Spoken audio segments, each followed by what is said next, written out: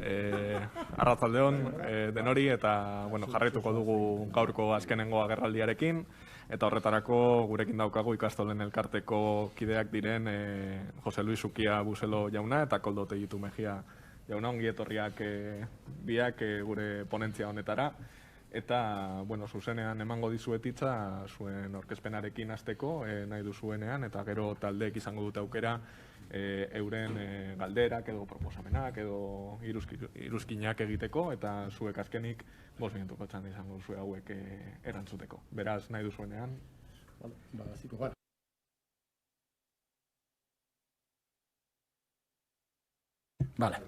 Eskerrik asko gonbidapenagatik eta denbora gitzi izan da, zartuko gara gaian. Lehenengo elementua daukaguna da zergatik eta zertarako legea, ezta. Abia puntu bezala guk zer ipini dugu, edo zearen herriaren etorkizuna finkatzeko garaian, hezkuntza oinarrizko gaia da, ezta. Hori denok dakigu, ikasleen irteera profila zehazterakoan gizartearen etorkizuna eta horren eredua finkatzen da. Herrialde baten kultura, historia, izaera, hizkuntza transmititzeko eta mantentzeko oinarrizko tresna da hezkuntza. Horregatik hain zuzen ere, herri eta gobernu guztiek lehenesten duten gaia, hezkuntza da, ezta. Erkidegoan berriz ez da, gure ikuspegitik.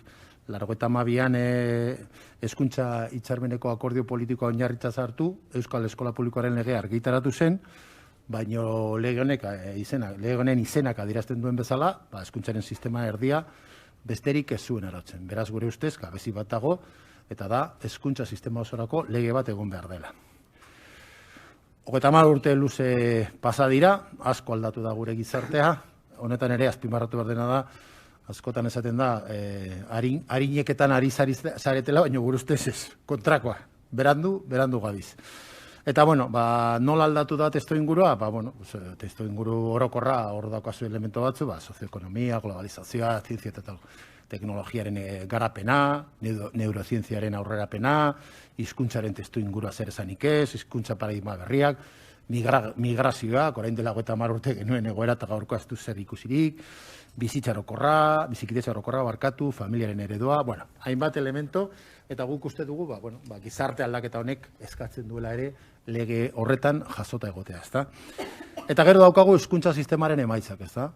Egia da, Europako Batasunako ezarritako helburu garrantzitsu batzuk gainditu ditugula, eta ni uste dut harro egoteko moduko kontua bada, ezta? Dinote eskola ustergoiztiar txikia daukagu, ikasleko gastu publikoa handia da, tituluden batxillertasa ere handia da, haur hezkuntzako estaldura maila oso handia da, baina beste balantzaren beste horretan, zer kokatu behar dugu, Europar kanpo edo munduko kanpo ebolazioaren arabera, daukagu kaskarkerian oinarritutako eskola emaitzak zoritzarrez, ez da?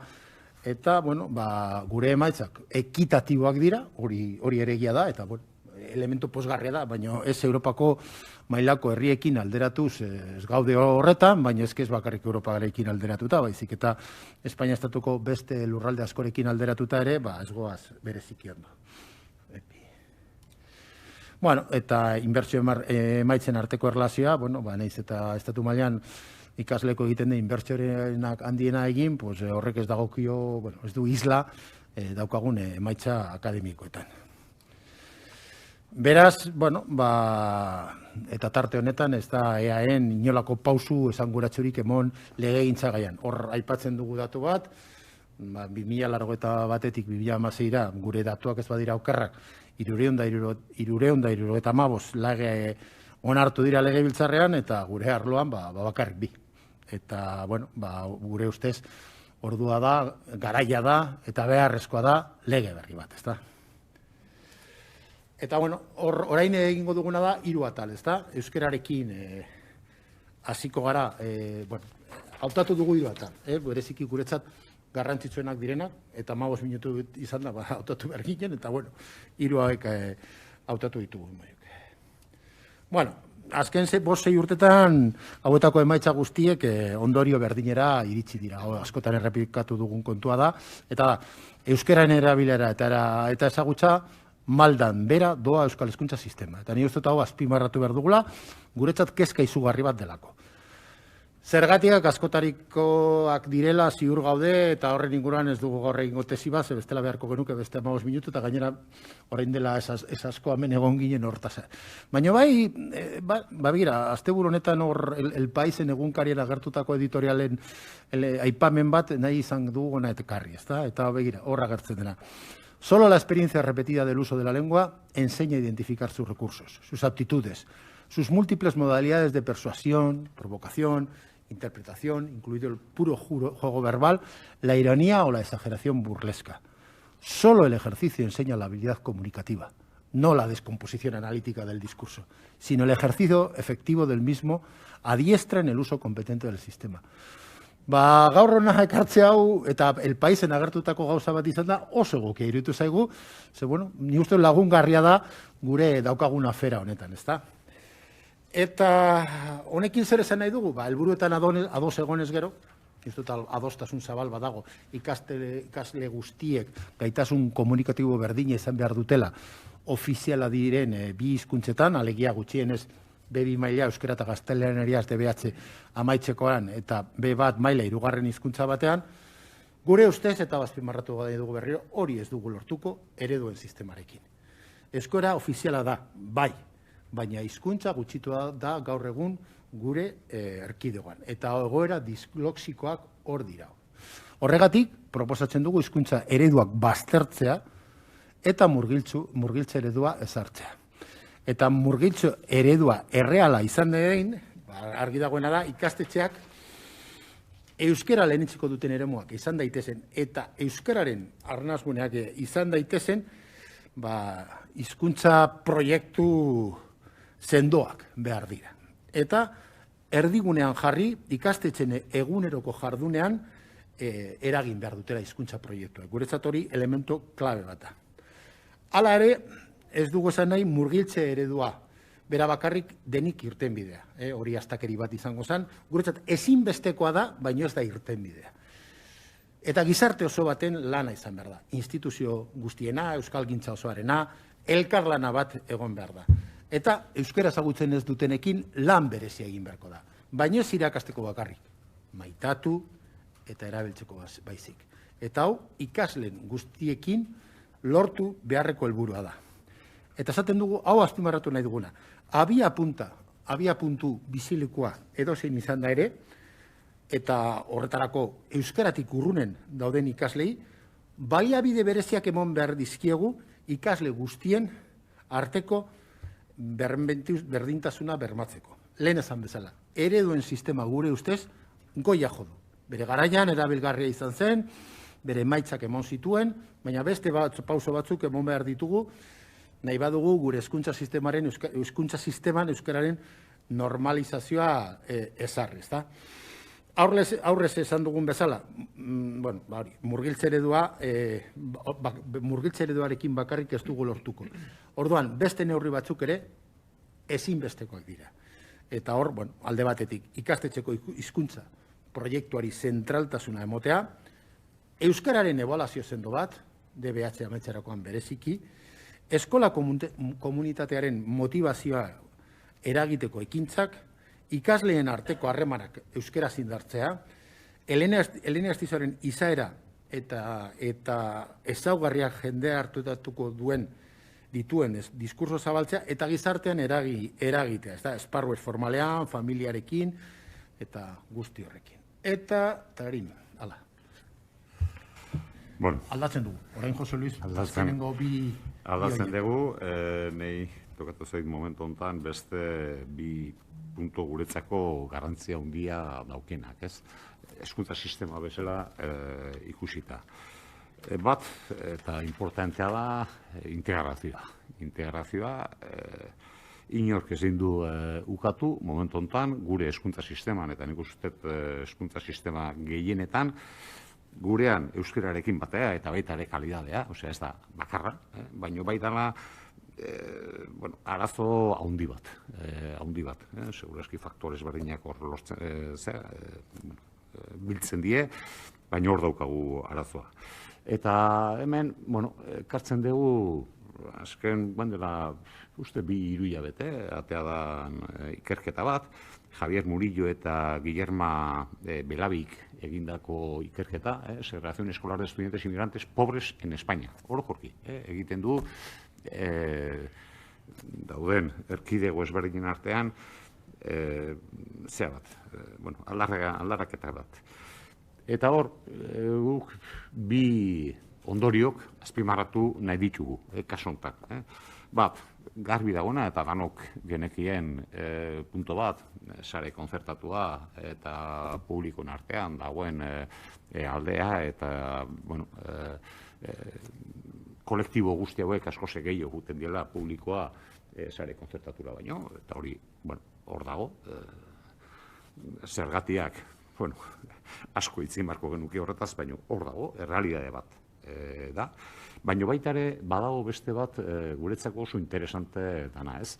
Eta EAE begira, esaten du, hitzezitz, el País Vasco es la única comunidad autónoma en la que los centros públicos tienen cifras más altas de segregación que los centros privados. Honez esan nahi du. Esan nahi du, efectivamente, segregazio badagoela, eta baten bestean baino, ikasle etorkinek, edo etorkine bakarrik ez, hemen egiten du ikerketa da, baliabide gutxien dauzkien ikasleen artean, ez du bakarrik etorkinetan zehatzen. Baina bai esaten du, naiz eta sare publikoak, asko gehiago hartu, gero sare publikoen artean, dagoen diskriminazioa, haundiago dala, sare konzertatuan baino, zentroen ezberdinen artean. Eta hori, Espainia mailako ikerketa bat. Hor dago, dato bada, eta guk ez dugu gehiegi, sakonduko gain, ez dagolako, baina bai, honek balio beharko luke guk pensatzeko zergatik da hau. Zergatik ematen dan hau. Eta, barkatu, atzea.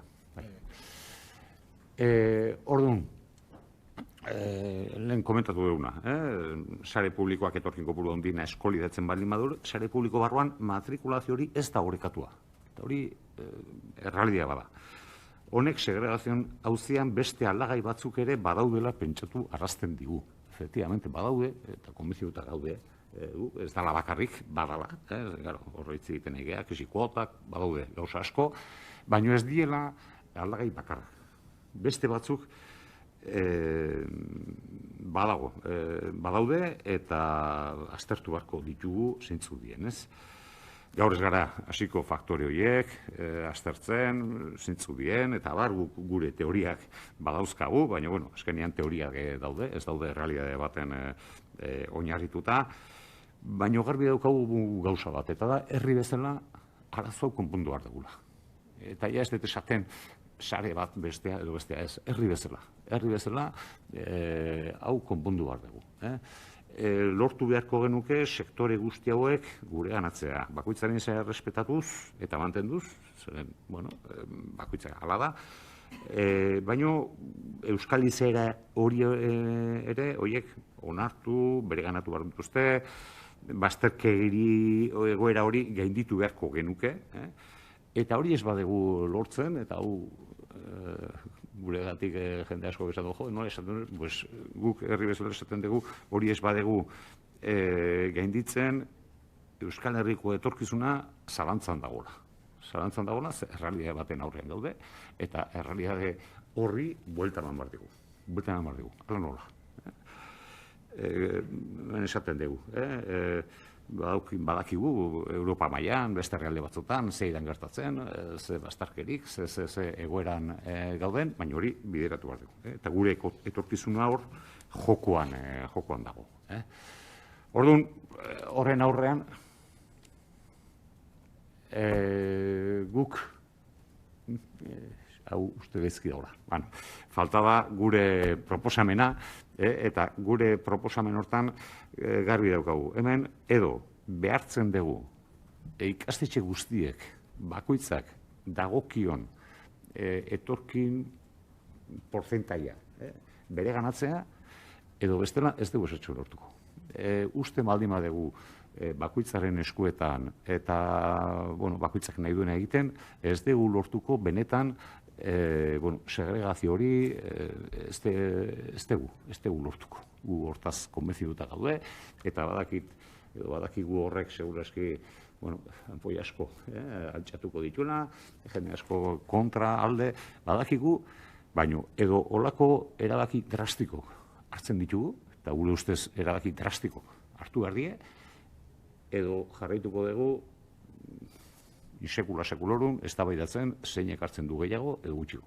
Eta hori ezin dugu egin. Herri bezala ezin dugu hori egin. Beste pauso batzuk eman behar ditugu. Bukatzen gobernantza eredua, orduan asko, bueno, pixkat saiatuko gea aska hitz egiten. Hemen beti onda eztabaida administrazioa titularra duen ikastetxeak versus ikastetxe edo bestelako titulartasuna duten ikasten hartzeko lehia. Bueno, gure ustez, behintzat, hori ez da eztabaida, oinarrizko eztabaida. Beste eztabaida bat eduki behar dugu. Konparatzen dugu askotan gure sistema eta gure emaitzak beste herrialdetako emaitzekin, baina ez dugu konparatzen gure gobernantza ereduak beste herrialdetan dauden gobernantza ereduekin. Eta hori oso ezberdinak die. Ez die danak esi publiko eta pribatu, edo ez askotaiko problema daude, ezberdina daude, momentu honetan dauden ereduak, eta gure ustez hori behiratu behar dugu. Esain beste titulariadea, baizik eta zertarako gauden, nola egiten dugun, eta ze baldintzak bete behar dituen edozein ikastetxeak egoera horiek bideratu ahal izateko. Guk alde hortatik badauzkagu, eredu batzuk, edo ezaugarri batzuk. Ez dut esango eredua, zen gure ustez ereduak ezaugarri die. Eta gure ustez oinarri bat dago, bueno, bi oinarri daude. Gaur egun dagoen sistema administratibista, zentralista, ez da egokia gure hezkuntza sistema eta beste sistemak ere, baina, bueno, hezkuntza hitz egiten nahi geha, bideratzeko, eta zentratu beharko gineke ikastetxek bete beharko lituzken ezaugarrietan, gobernantza eredu horretan.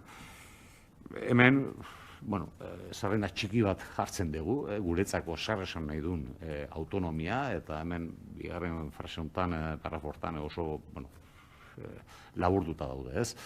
Bere hezkuntza proiektua egiteko eta garatzeko autonomia beharko luke ikastetxe horiek, baita ere barne antolaketa definitzeko ere autonomia beharko luke, bere baliabide materialak eta giza baliabideen kudeaketa propio eta gardena egiteko ere autonomia beharko lukete, edo aukera beharko lukete, aurrekontu propio izateko aukera izan beharko luteke, baita ere partaidetza demokratiko izateko eta partaidetza demokratiko izateko esaten dugun erabakiak hartzeko, eta erabakiak hartzeko, ez da parte hartzea da, erabakiak hartzea. Hartu beharko lukete bai familiak, bai langileek, bai gertuko administrazioa, administrazioak azkenean finanziatzen du, laguntzen du, eta administrazioaren mesede eta gaude. Baita ikasleek partaidetza eta erabakitzeko nolabait ahalmen bat eduki beharko lukete, eta hau dana erantzunkizun partekatuarekin. Ez da, bialtzen diot bati edo besteri hori egiteko, baizik eta zain behar da, nik erabakiak hartzen dut, baina horrekin batera beste erantzunkizun bat ere hartzen dut. Erabakiak ekartzen du erantzunkizun bat. Eta hori hor dago. Eta ni pasatu naiz, oseak...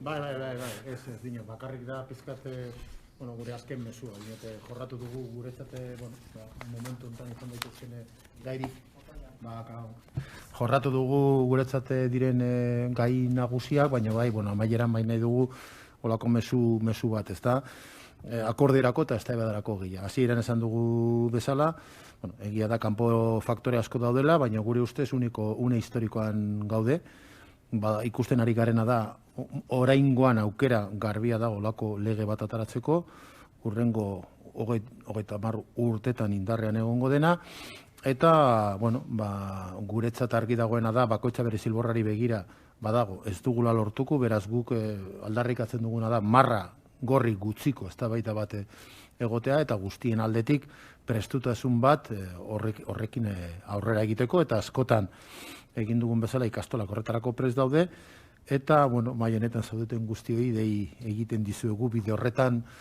aritzera. Ziur gaude horrela izango dela, beraz ikastolak bide lagun izango duzue, eta nire ustez, eta, bueno, gure ustez barkatu, denon ekarpena beharko dugu guzti hori aurrera ateratzeko. Joder.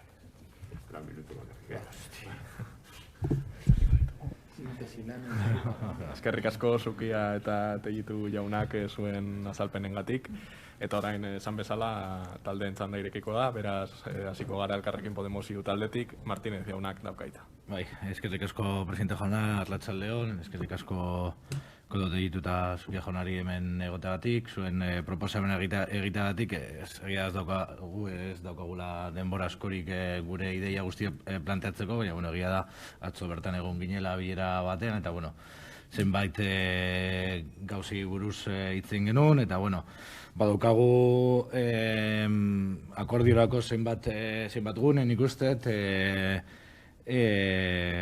bat egiten dugu etorkizunerako hezkuntza sistema funtsezkoa dela, noski, eta, bueno, diagnosian gauza guztietan ez, baina, bueno, zenbat gauzetan ere ados gaude, gero euskararen, bueno, hiru atal horietan euskararekin, bueno, euskara zentroan daukan hezkuntza eredu baten aldekoa gara, deitu galda murgiltze eredu bat, edo, bueno, bilatu dezakegu edozein kontzeptua, edukiak ondo baldin badira, zeren, bueno, arrakasta izateko, nik uste dut hori, daukagun aferen artean, konplexuena edo konplexuen artean dago. Arrakasta izateko, eta baita ere kohesio soziala indartzeko baliagarria izango zen tresna bat bilatu nahi badugu, baina, bueno, nik uste dut hor aurrera pausuak eman behar dira. Inklusioarena eta segregazioaren puntuan gu etengabe planteatzen ari gara, momentuz arrakastari gabe, baina segituko gara horretan, edo tematuko gara horretan, segregazioen kontrako hitzarmen bat eman behar dela alderdi eta eragile guztien edo gehienen artean, berriro dinot, hezkuntza sistemaren etorkizuna begiratzen badu, arrakasta izan nahi badu, ezin du onartu orain indarrean dauden datu segregazio datuak. Eta gero gobernantza ereduan, berez, guretzat importantea dena hezkuntza sistema osorako, baina noski guretzat hezkuntza publiko ardatz bezala duen hezkuntza sistemarako, eta hori proposatzen eta proposatuko dugu, bueno, demokrazia eta parte hartzea ezinbestekoa da. Eta baita ere, bueno, gardentasuna eta zenbait kontrola, segurazki orain arte hitz egin diren gauza askoren artean, zenbait eragileen artean, adostasunak ez daude, justo baliabideak eta lan edo giza baliabideak nola kudatuko diren horretan. Orduan nik uste hor zaila izango da akordioak edo adostasunak, baina egin behar da. Eta guk horretan, bueno, gure proposanak ere lantzen ari ditugu, ez da berdina orain ematen diren desberdintasunak sare publiko eta sare kontzertatuen artean, baina, bueno, afera horri heldu behar zaio, eta, bueno, gure abiapuntua horretan gardentasuna eta berdintasuna izan behar da. Eta, bueno, seguru asko, bueno, azkenengoari helduz, gure jarrera sare publikoarekin, sare kontzertatuarekin, eragile guztiekin, hemen mai honetan akordiorako eta adostasunak bilatzeko jarrera bat da. Marra gorriak ez normalean negoziazioetan ez ditugu, baina bai helburu politiko oso argiak ere ditugu, eta bueno, ikusiko dugu zertara eramaten gaituen ponentzia hau eta gizartean eman behar den eztabaida. Besterik gabe, eskerrik asko. Eskerrik asko, Martínez jauna, orain talde sozialistatik Pastor jaunak daukitza. Buenos días, bienvenidos, José Luis, Koldo. Bueno, ha sido muy interesante la presentación que han tenido que hacer aceleradamente por la escasez de tiempo, ¿no? Y hay un tema que han planteado ustedes al principio que a mí me parece muy adecuado. No sé si llamarlo forzar, incentivar, pero evidentemente hay que acabar con la integración, con la segregación, perdón, que se está produciendo en muchos centros, ¿no? Y que no es ni normal ni natural y que obedece a causas muy complejas, ¿no? En eso estamos de acuerdo. Pero también es cierto que tenemos un ecosistema educativo en este país anómalo. Es decir, es una anomalía en Europa en el que la red pública y la red concertada están prácticamente al 50%. No se da en ningún sitio del continente europeo. En unos sitios hay menos porcentaje, en otros ni siquiera existe la red privada ni concertada. Entonces yo quería dirigirme a ustedes como representantes cualificados de la Asociación de Ikastolas, una parte fundamental de esa red concertada. ¿Qué proponen ustedes en concreto, más allá de lo que ya han esbozado en su declaración, de cara a lo que queremos, en principio todos, de gran pacto educativo, porque no hay forma de desarrollar un sistema educativo viable si no hay un gran acuerdo político que tenga durabilidad en el tiempo, ¿no? O acabaremos con la experiencia que tenemos en la política española de que cada legislatura y en función del cambio de partido se hace una nueva ley de educación y eso es un desastre absoluto. Me gustaría conocer su opinión en ese sentido. Vale. Pastor jauna, gauzatxo bat. No he entendido si la pregunta es referente. Dos cosas. Sobre el tema de la integración nosotros estamos básicamente de acuerdo. Ya entraríamos después en el procedimiento de cómo se impide, se reduce, se fuerza, que es la expresión que usaba José Luis, para evitar la segregación. En eso no hay ningún problema. Lo que yo quiero saber es qué piensan ustedes de cómo había que organizar el nuevo sistema educativo vasco desde el punto de vista de ustedes, que son una parte de la red concertada, que a nosotros sinceramente nos parece una anomalía que exista ese reparto casi equilibrado entre una red y otra. Pero en cualquier caso son un agente educativo que tiene que trabajar, colaborar y proponer ideas, ¿no? Entonces quiero que me desarrollen un poquito, si pueden, cuál es el papel que ustedes ven en ese asunto. Eskerrik asko, Pastor jauna, orain Euskal Herria Bildu taldetik Arrese jaunak daukaitza. Bai, Jose Luis Koldo, ongi etorriak berriz ere hezkuntza batzorde honetara, hitzarmena lortzeko ponentzia hontara. Nik laburrean, egia da denbora gutxi izan duzuela, baina ikasturte hasierarekin batera, beste eragile batzuen artean, beste sektore batzuen artean, zuek publiko egin zenuten Euskal Hezkuntza Sistemak bere baitan jaso bar dituen oinarrien endekalogoa, bihar deitu diozuena, hor PowerPointaren iruditegia hartzen duena, eta suposatzen dut bolkatuko duzuela ponentziara gaurkoan arin baten ideia nagusiak bakarrik azpimarratzeko aukera izan duzuelako. Bai jakin nahiko nuke, zuen enkalogo honek ea egiten dion referentzia momentu honetan Araba, Bizkaia eta Gipuzkoan gauzatzen ari garen hezkuntza hitzarmen baterako ponentzia honi egiten dion ekarpena, edo orokorragoa den eta zuen lan eremua Euskal Herria, 7 lurraldez osatutako Euskararen herria izanik, Euskal Herrirako markoa definitzen duzuen, eta horri begira berresten dut pastorrek aurretik egin dizuen galdera. Hezkuntza sistema honetan sektore importante bat izanik, eta askotan entzun dugu zuen iritzia, zer nolako proposamena egiten duzuen konkretuki hezkuntza hitzarmen hau lortzeko edo erdiesteko zein den zuen, honetaz gain zein den zuen planteamendua. Eskerrik asko, Arrese jauna, eta azkenik Eusko Abertzaleak legebiltzar taldetik Arrizabalaga andereak daukaitza. Eskerrik asko batzordeburu jauna, arratsalde on, lehenik eta behin ondo etorriak gure ponentzia honetara, Tegito jauna da Zukia jauna, lehenengo eta behin eskerrik asko, baita ere gaur hemen emandako azalpen arin hauengatik.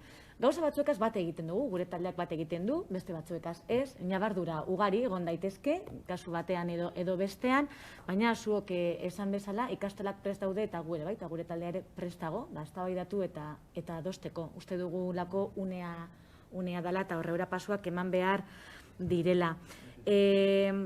Galdera gila da eginak daude, azkena etxartzen danean, gertatzen da askotan, nik bai igual hausnarketa bat partekatuko nuke zuekin, bai Pastor jaunaren eta Arrese jaunaren galderei eutziz, ez? Anomalia hitza entzun da, gure ustetan anomalia baino gehiago izan daiteke, eta ez dakit honek hau ikastola elkarteak konpartitzen duen ala ez, anomalia baino gehiago gure euskal gizartearen islada, gure errealidade bat dela, ez dela anomalia bat, gure gizartea horrelakoa da, eta guk ditugun, gure gizarteak dituen berezitasun batzuengatik, kulturalak edo danadalakoak, sortu da gaur egunean daukagun hezkuntza sistema. Eta gero etorri jakon bilakaera guzti hori. Beraz, zuen erantzunen zain geratzenaz, da berriro ere eskerrik asko. Eskerrik asko Arrizabalaga anderea, orain banatuko dugu, Jose Luisek Euskal Herrikoa egingo dut, ani planteamendu orokorrarena. Egon naiz tentatua izateko, Jose Luis errealekoa da, atletik ere anomalia bat dela izateko. Barkatu broma, Baina, bai, anomalia bat gara. Ni guztiz adoz ez nago, dinot, nire postuagatik eta nire zaletasunagatik, Europan badaude beste herrialde batzuk, gure zifretan mugitzen direna. Baina hori, dinote, niretzat esan dakoa. Ni uste dute gaur egun gauden egoerara heltzen gara, gure herriak garapen konkreto bat izan duelako, eta ikastolak sortu zirela herritik eta herriarentzat. Eta horregatik, kalkulo hori egiterakoan, emaitza hori ataratzen da, ezta? Eta hau lotzen dut planteamendu orokorrarekin, ezta? Guk etengabe daramagu, 25 urte, publikotasun berri baten inguruan berbetan. Eta nik uste dut hori dela elementu nagusia. Zergatik, azken finean, hemen duguna ez gaitu azebetetzen, ez hemen, ez estatu frantsesean dugun publikotasun hori, ez da gure eredua, Europan eredu ezberdina daude, dinote, gero ezin da esan estatu espainola, Frantzia eta gero beste guztia bardinak direla. Ez, eredu asko daude. Nik uste dut ponentzia honen lana ere bada, ikertzea Europan dauden ereduak, eta horietatik ikustea gure gizarteari egokitzen diren elementuak. Nik uste dut hori elementu klabe bat da. Guk nola ulertzen dugu publikotasuna, eta legeari begira planteamendu orokor bezala, guk titulartasunarekin ez dugu lotzen ezinbestean. Nik uste hori dela elementu nagusia, eztabaidagarria, baino leku askotan horrela da. Osea, hau esan izango anomalia bat. Badaude beste estatu europarrak eta mundukoak, hori horrela daukatenak antolatua. Beraz, aukera bat da. Baina guk oso garbi esaten duguna da, guk zerbitzu publikoaren kontzeptua erabiltzen dugu, ezaguna dena da, eta uste dugu, zerbitzu publikoaren kontzeptua garatu behar den elementu bat da. Eta zerbitzu publiko horren barruan, egongo lirateke, ezaugarri jakin batzuk dituzten ikastetxeak. Eta ezaugarri, konkreto batzuk esaten dudanean, oso zorrotzak gara, eta ezaugarri horiek lotuta egon behar dira, zerbitzu publikoaren kontzeptuarekin. Guk askotan esaten dugu, irabazi asmorik gabekoa, demokratikoki kudeatuta, badaude ezagurre batzu, badakigu, guztiok badakigu zertaz ari garen, eta ikastetxe horiek eduki behar dute ezaugarri bezala ezaugarri horiek.